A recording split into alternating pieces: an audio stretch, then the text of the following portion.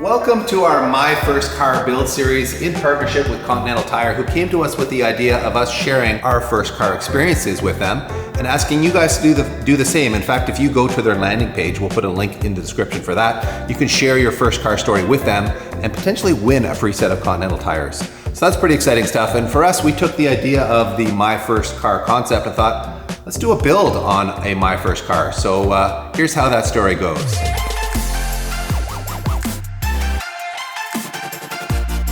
Back in the Middle Ages, when Pete and I were teenagers with big dreams but empty pockets, we were both drawn to the first-gen DSM cars, built as part of a joint venture between Mitsubishi and Chrysler called Diamond Star Motors. Together, they built one of the coolest and most affordable performance cars of the late 80s and early 90s, namely the Mitsubishi Eclipse and its sister cars, the Eagle Talon and Plymouth Laser, all available with a turbocharged 4G63 2-liter 4-cylinder engine, an optional all-wheel drive system, and styling that looked like it was from the future.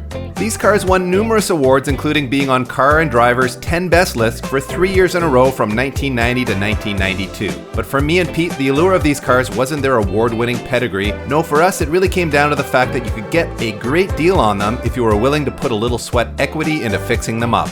Pete found his first car, a red 1991 Plymouth Laser Turbo, for a whopping $900 because it had a broken timing belt. He and his dad fixed the engine in his parents' driveway, including hand-lapping the valves before replacing the timing belt. My first car was actually a Dodge Omni hand-me-down from my parents, but my first real car was also a 1G DSM, in my case a black on silver 1990 Eagle Talon TSI. For the rest of my first car story, as well as stories from Conti crew members including the Straight Pipes and Jason from Engineering Explained, use the link in the description below and submit your own story for a chance to win a free set of Continental tires. As much as we love the idea of building a Talon from a nostalgia perspective, we thought, wouldn't it be more interesting if we imagined we're 18 years old today, and what car would we pick if we were? I think we'd pick something very affordable, very enthusiast focused. We think we might have picked the perfect car.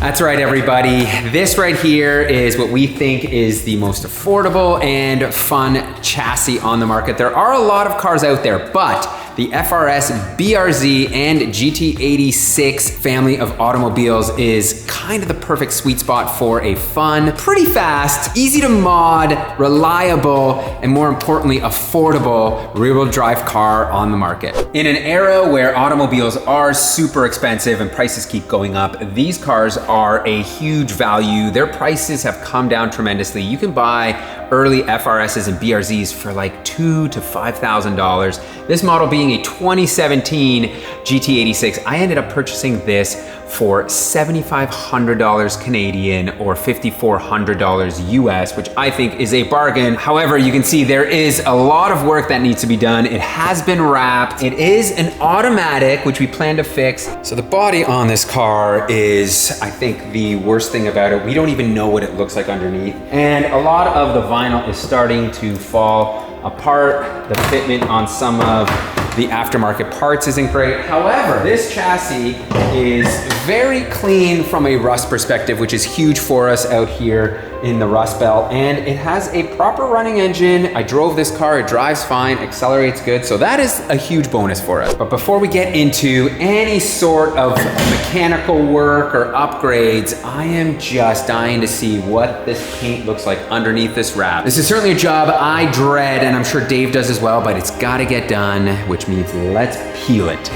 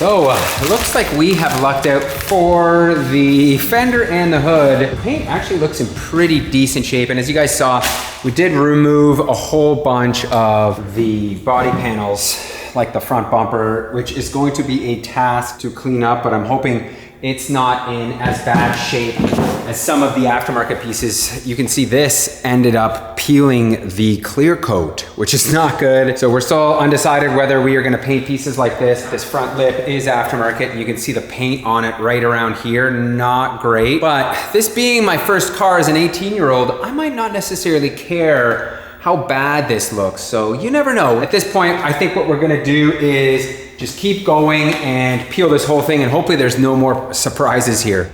Well, I think I jinxed myself saying that, but more on that in a moment. Can you believe though, this is Dave and I's first ever vinyl wrap peel job. But thankfully, it's on a car that's super easy to disassemble, and this wrap doesn't seem to be too old since it was peeling up so well. But now comes the part where I thought we were able to get away on this job scot-free, but we didn't. A different colored bumper? What sort of sick individual does this type of thing? All jokes aside though, I'm not all that surprised once you see what this car looks like underneath.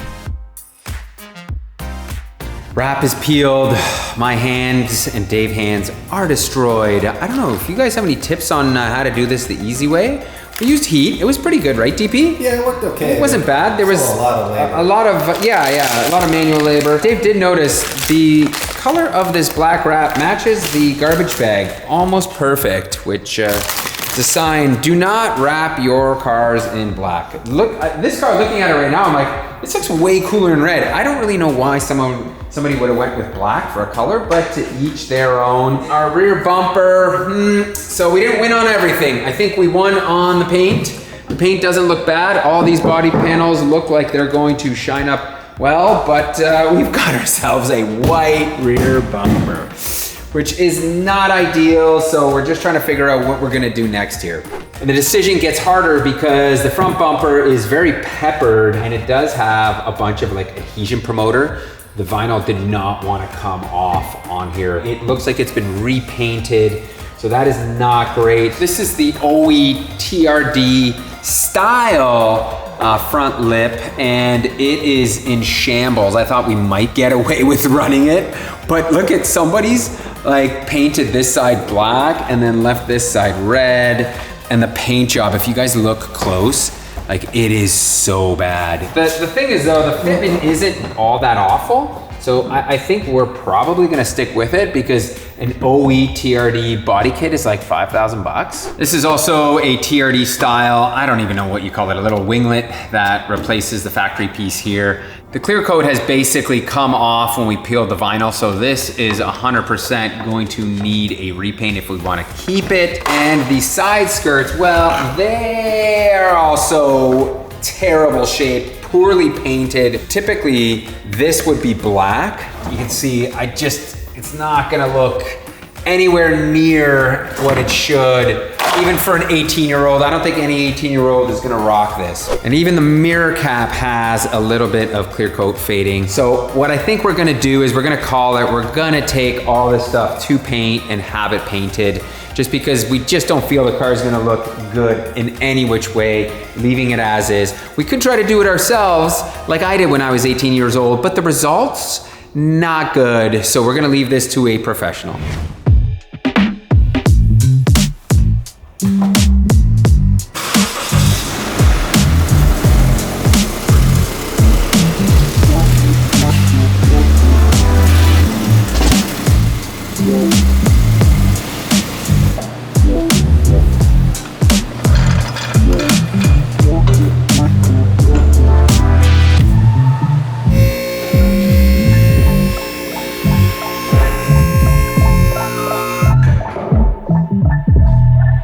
This is the first time I've had this car up and been able to see underneath it, and I always thought that this car was modified prior to the previous owner owning it. It for sure was slammed. There are marks of this car dragging everywhere, and the further you go back, the more that becomes apparent. Like even the frame rails look like they've been scraped on both sides here.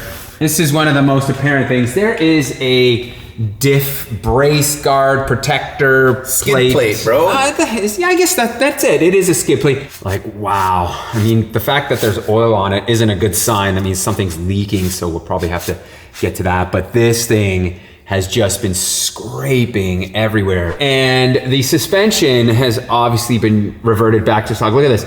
They used what is a lug nut on the suspension bolt. The really good thing is it is not a rotted vehicle, and a lot of these cars, when you buy them, are just so rusty. So that was my big thing. Like for 7,500 bucks, this car is still worth its weight in gold in Ontario because of how clean the chassis is. Now, Dave and I have spent a bunch of time driving these automatic BRZs, FRSs, and they're actually quite good. They have manual shifting, they're sporty. However, for a true enthusiast feel, you want a manual, and buying these automatics is a bargain, and so is getting a whole manual swap. This was purchased for 700 Canadian dollars, so like 500 bucks US, so it's quite great value. We aren't off to a good start here, so this under tray needs to be removed first, and all the bolts are basically flattened due to this car being so low. I can't get a socket on here. You can see, look at this, like look at this one. This one's like completely gone. This one is same thing. I think what I'm gonna have to do is really just get a grinder out here, cut these off, and then we'll be able to remove this under tray.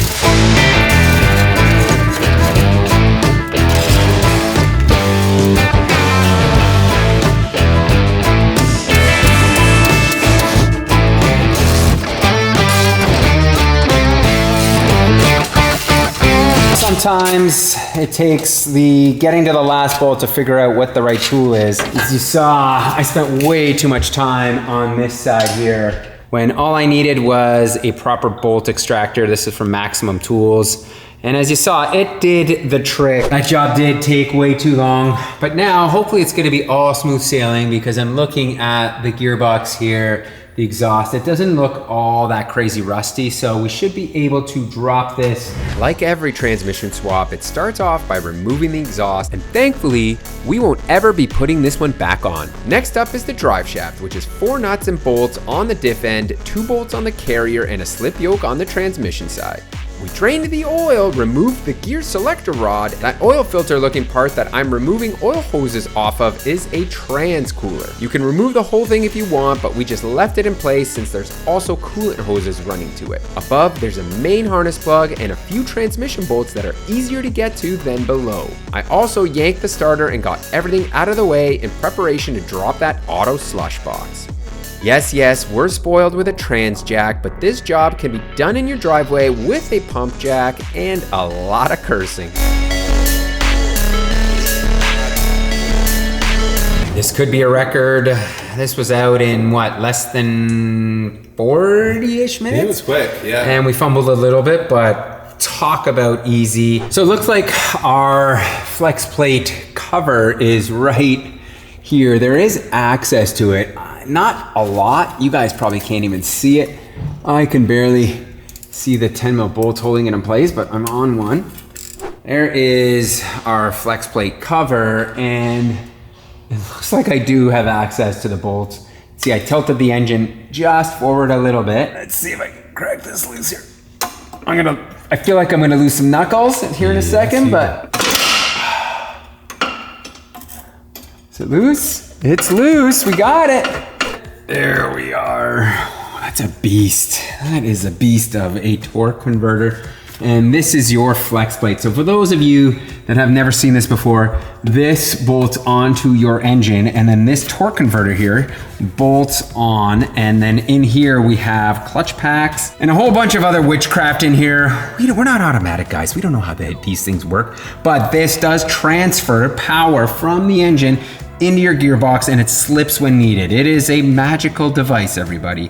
One that we do not want to have in our vehicle. Fairly straightforward. The only thing that I'm really mad about is I got oil on my shirt and my hat, which is not ideal because this was a brand new Continental hat I put on and just ruined it. And now we begin the manual swap process of installing the manual parts, and this is the flywheel. As you can see, it is used. We did not machine it, and that's because of a few factors. Mainly if you're 18 years old and doing this swap, well, you're gonna reuse the parts that came with this whole manual transmission swap. So, you know, we wanna cheap out in some areas, and some areas we won't. And here is the clutch that came with the whole setup. So this is already mated to this flywheel, which is again, why we don't need to machine it. And you can see it has a decent amount of life left on it, which is why we're also not replacing it, because this one, if it's down to the rivets, you usually know you're in trouble, but this one looks like it's got plenty of life left. And here's a small little tip. What I always like to do is before you tighten all the pressure plate bolts is just lift the clutch up just a smidge, because they do tend to kind of sag a little bit, and this will help it just center properly. So when you go putting the transmission on, this will fit up and you're not going to be fighting with the input shaft. It is a little bonkers to me to think that Subaru recommends these pressure plate bolts be tightened to 11.8 foot-pounds. That seems low, doesn't it, everybody? We have ourselves the clutch set up, and I just realized before we go putting the transmission in, we have a whole automatic shifter assembly that we need to remove here. I've forgotten how easy these cars are to work on. They really are a treat. If you're inexperienced and want an easy car to take apart and work on and fix, these cars are one of the best. The interior just comes apart like in 2 seconds, and now I am yanking out right here. Look at the size of this box. We're also sending it with the throw bearing. You can see if this thing does make any noise, then it's worthy of a replacement, but this one is actually amazingly quiet. So I've run into a bit of an issue. Our transmission jack is hitting the tunnel. The tripod here is hitting the tunnel as well. So some wood stacked here. I think we should be able to clear this now. I feel like I'm gonna be able to do this by myself, DP. Oh, that's my hope. Yeah. Oh yeah. Okay, now I'm on both sides. I still feel like I'm gonna have to take this off because it's literally hitting it, unless we have, the angle is perfect. Let's see if I can remove this. There we are. Oh man, looks like I just made a critical mistake here. So this transmission does have to come back down, and I'll show you why in just a second. So for those of you with a keen eye, can you spot what is wrong here versus up here? You guys probably can't see with the camera. 1, 2 dowels. And 1 dowel missing on this side, and oh, the dowel right there. Take your guesses here. Is this gonna punch out, or are we gonna have a frozen stuck one? Oh, so good. Oh, go. It's close. Yeah, it just, wow, it totally has slid on here. See, this is the beauty of a transmission jack where you can basically adjust it. So this needs to be tilted upwards like this to have it line up, and then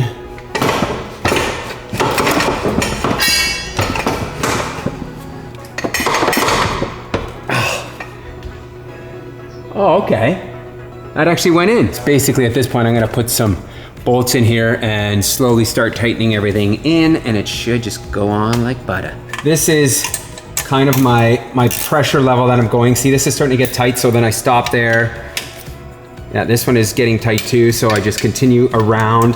until the gap is fully closed and the transmission is fully mated to the engine block. In most cases, during a swap like this, you will not need to get a new starter. However, in the case of this job here, the manual starter is different than the automatic one here on the left. You can see the snout is different. So all I now have to do is tighten up all of these bolts here to spec. And look at that, we've got ourselves a manually swapped GT86. Man, more absurdly low torque specs on that. I think that was like 37, 38 foot-pounds and like 43 on the other ones. What's going on with this GT86, DP? Well, one thing we gotta interrupt you on here, PT, is it's not actually a GT86. That is the correct name for it in Europe and Asia and other places in the world. But in North America, where we had the Scion brand, it went from Scion FRS to Toyota 86 in 2017. Wait, no. So we never got a GT86 in North America. It went from FRS to 86. So you're telling me I've been calling it wrong all this time? You have. But I searched it on the internet and I thought it went from GT86 to 86. It did in the rest of the world, but not in North America because Scion was here confusing everyone, including you apparently.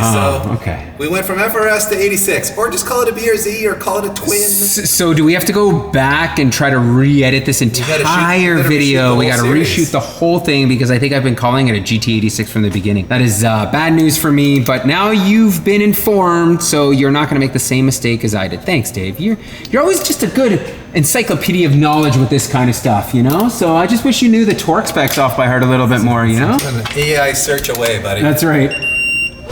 Well, this is a new one for me. This is straight out of the BMW engineering playbook here. This is a tripod that's remote mounted to the chassis, which reminds me of all of the E-Series BMWs that had this done. Could this be a nod from Subaru to BMW? Possibly, maybe. I don't know. You guys post in the comments. I'm about to reinstall the shifter here. You will notice that there is what is a piece like this. If you're missing this, it is the reverse lockout. So you really want to have this. So this does require a little bit of fine tuning as there is some adjustment on it. Once you get it into place, you'll see right now, I've got 1, 2, 3, 4, 5, 6, but I can't get it into reverse here. So pulling this up, now we've got reverse. Another part that I've been told is different is the drive shaft. And you can see here, it's a little puzzling because it does look almost exactly the same length. So just for fun,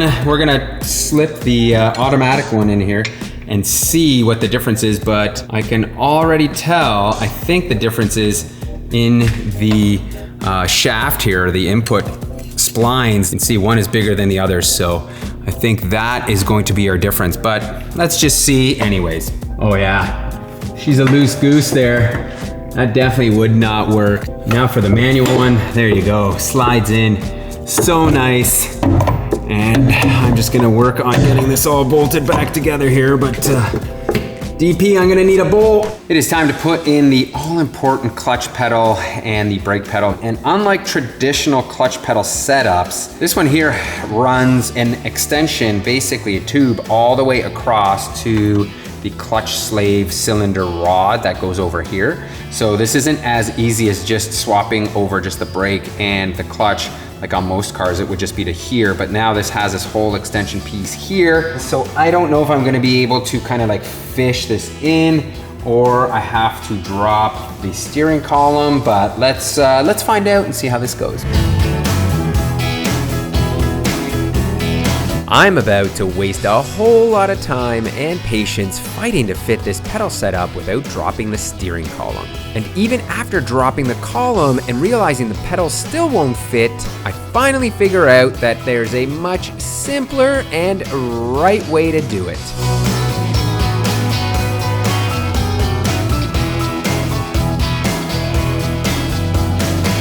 And manual pedal assembly is in. Don't be like me and think that you have to drop the whole steering column. I learned the hard way here. There's not a lot of guides out there on how to do this. You just have to drop the steering shaft. And once you get that down, the pedal assembly slides right in. Installing a clutch master on most cars can be quite cumbersome because of the location. Usually it's like tucked underneath the firewall and away and hard to get to. On the Subaru, it is actually the one super easy thing. As you can see, this is just going to fit right up into here, and then our slave is right on top of the transmission. So this is pretty much like a 5-minute job here. I'm not gonna lie, when we took on this project of the manual swap, I did not do a lot of research, and I just figured you just swap the manual transmission in.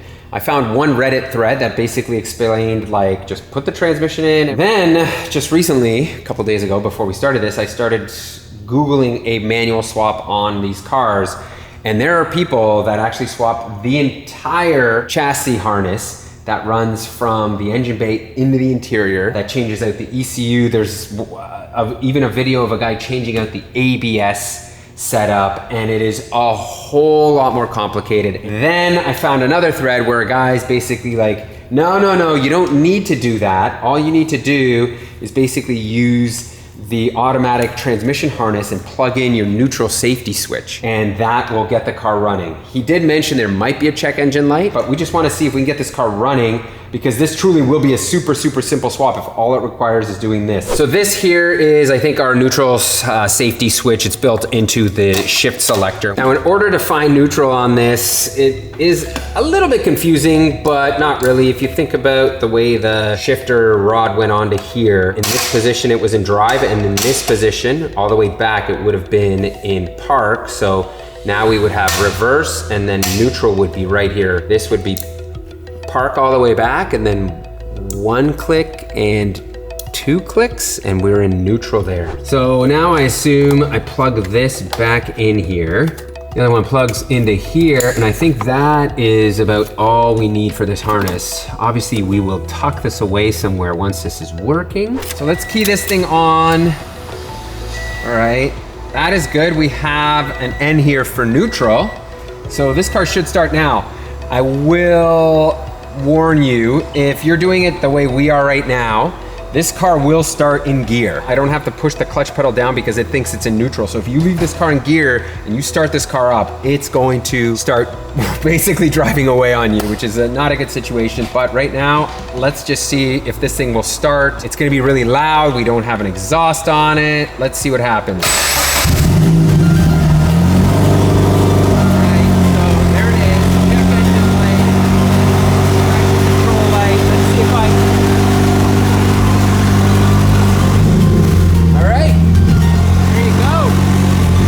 Ourselves a manual transmission equipped. I was gonna say GT86, but it's just a Toyota 86. So there it is, guys. Wow, that was a lot easier than I expected, and it is actually working. That check engine light is certainly not great. The fact that you can start this car, as I mentioned, with it in gear, not great. But if you're like us looking to get one of these swapped and done easily, then there is the solution. I almost forgot, one of the last things we want to tackle are the paddle shifters. We obviously don't want to leave them on here. You could, it's not going to affect driving in any which way. And you can kind of take the whole steering wheel apart if you want and remove the whole assembly, but I see a little pin in here that holds the actual paddle. So let's see if I punch it out. PT, could you have not used a bigger hammer? Look at the size of that thing. What are you doing? Oh, sometimes you gotta use a big hammer. Oh yeah, look at that. So there, now you get to see how this works. There's a bit of a spring in there. So that is your quick and easy way to remove this. That about completes our ghetto fabulous manual swap. One other thing to note, your reverse lights will not work, and that is because there is a reverse light switch here that needs to be wired in. You just gotta figure out what wires are which for that, which we have not done, and we may not do because at the end of this video series, you may find out why we've kind of gone the quick and easy way for manual swapping this vehicle, but you will have to stay tuned for the next episode because we are back at it. We're gonna do a bunch of performance mods and then get into the cosmetic stuff. There is a ton of cool stuff coming. So big thanks to Continental Tire for sponsoring this video series. If you guys are looking for tires and you are a young one, remember tires are the most important mod you will make to your car. So make sure you check out the link in the description below to go get yourself a proper set of tires from Continental Tire.